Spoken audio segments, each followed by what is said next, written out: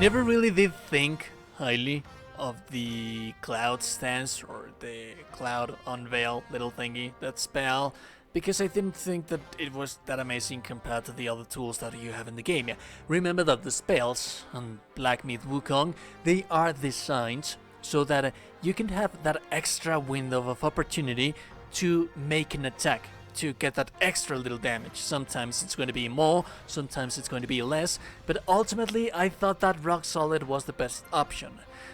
And I didn't really realize how much damage potential that you can build, as you will see on screen and throughout the rendition of the gameplay right here.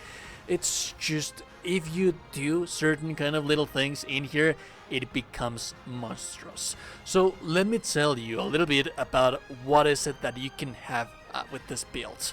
First, it's very easy to craft, and it can be achievable very soon during the rendition of your playthrough, regardless of the position and location that you are at that time on that specific playthrough.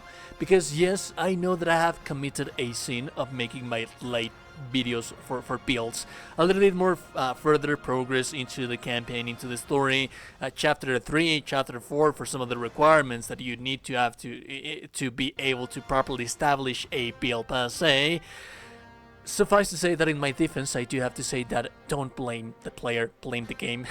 It's just how the game is. Sometimes some tools you don't get access to them until later on. One cool thing about this build is that you can establish it as soon as you start the game, like quite literally as soon as you start the game. The armors that you're going to have right here, as soon as you start the game, the skills, everything is just attainable really soon, and the amount of damage that you deal, it just speaks for itself.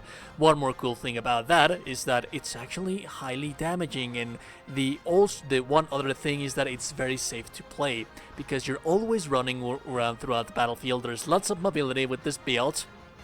And also, one thing that I would like to mention is that it demolishes, it destroys the final boss of the game, and some specific very difficult bosses like the Yellow Long. What they do, they have a fault design against this build, and that is that sometimes some enemies, some are very aggressive, some others they just stand in there in front of you like taunting you, and that's the design of the game. For those types of enemies, if you're just moving throughout the battlefields without minding them too much, you deal damage to them and then go back to fending off the enemy, fight for your life until you charge another one and you deal tremendous damage. That sometimes with some regular bosses it is going to one-shot them if you set off the build properly, as we will be doing right here. So let's talk about the main thing, which is going to be Cloud Step on Alteration. There's a couple of things in here that you would consider to be more important, but ideally you want to max out this bad boy as much as you can possibly do. One thing that it helps, it's the gallop that moderately increases the movement speed in Cloud Step, and then the next one, this is one of the most important ones, because this is going to increase the critical hit chance of Unveiling Strike. But the most important part of everything is going to be Thunder Strike, because everything around this spell is going to be surrounding the Unveiling Strike. This turns your heavy attack into an Unveiling Strike, which is amazing because you can build up the critical hit chance and the damage while you're doing in here. Remember that your Unveiling Strike is going to natively deal more damage, but now you're adding critical hit chance, quite a lot of critical hit chance, because you're stacking it up to 10 times. It is very important to know as well that the staff stance that you are going to be using, it's necessarily, I usually leave you time to I usually leave you room to play with either stance that you're using, depending on the weapon that you are using. In this case scenario, it is necessarily going to be the Smash stance, because the Smash stance allows you not only to run, but to sprint whenever you are holding the heavy attack, which is going to be the bread and butter. Essentially, you go into Cloud Step, you start sprinting, and then you start charging your heavy attack right there. It is not only going to increase your critical hit damage or your critical hit chance, but also the damage. Talk about that in a little while. And one of the most important things about this is going to be versatility, because not versatility, is going to be Quick Hands, which increases the speed at what you charge all of the heavy stances, which is just a quintessential part of everything. I am almost level 100, so I do have the luxury to sprinkle my points in here to my leisure to some extent.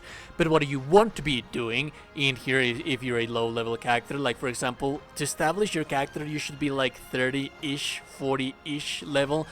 At the second chapter of the game, that should be more than enough for you to be able to max out the cloud step and the main staff stance that you're going to be doing. Right after, your next focus should be Wrathful Escalation to increase the critical hit chance, and then Wrathful Mind to increase your critical hit damage. Sometimes this is going to allow you to one-shot bosses, the ones that don't have that large health pool, or to two-shot bosses depending on the situations. The ones that actually do have a little bit more health pool, it's just the damage in this thing is just monstrous. And you're going to be able to do such a thing because of this bad boy that we have right here, the Pilgrim's Armor set. And like I mentioned, this is something that you can establish very early on the game, because this is quite literally the first armor set that you get on the entirety of the game. So you should be upgrading this bad boy as much as possible, because when you're sprinting, each second moderately increases attack. This effect can stack up to 10 times and will cease upon stopping, meaning that while you are running and increasing your base damage with the Unveiling Strike and increasing your critical hit chance, you're also increasing your damage, nearly doubling. You're also going to be using your consumables for extra damage, a spirit that will touch base on a little while, but essentially you're just stacking up and up and up and up the damage while you are on your cloud stance form, and you're quite literally invincible anytime that you're doing that.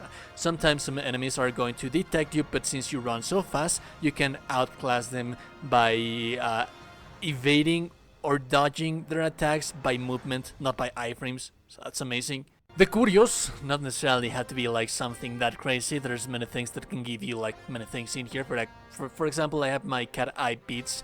Well, I am pretty sure that I got these guys on a drop, because I have two of them, and I'm pretty sure I am in Negan Plus right now, but I'm pretty sure that I attained them on my first playthrough, because I was using them on my first playthrough, and combined they are going to give you 6% crit chance. Remember that you have to be using a weapon that gives you more crit chance, because you actually do want to crit enemies and one-shot them every time that you do so. Nothing too crazy on the soaks. I'm using something that increases the attack of my next Unveiling strike with Cloud Step. Remember that we managed to make our charge heavy attack to be Unveiling Strike. And then the V Mountain Stone just have an extra little bit more of usages with our Cord. This is a spirit that you get on the second chapter of the game. It essentially gives you more damage. So like I said, we're just stacking and stacking and stacking damage.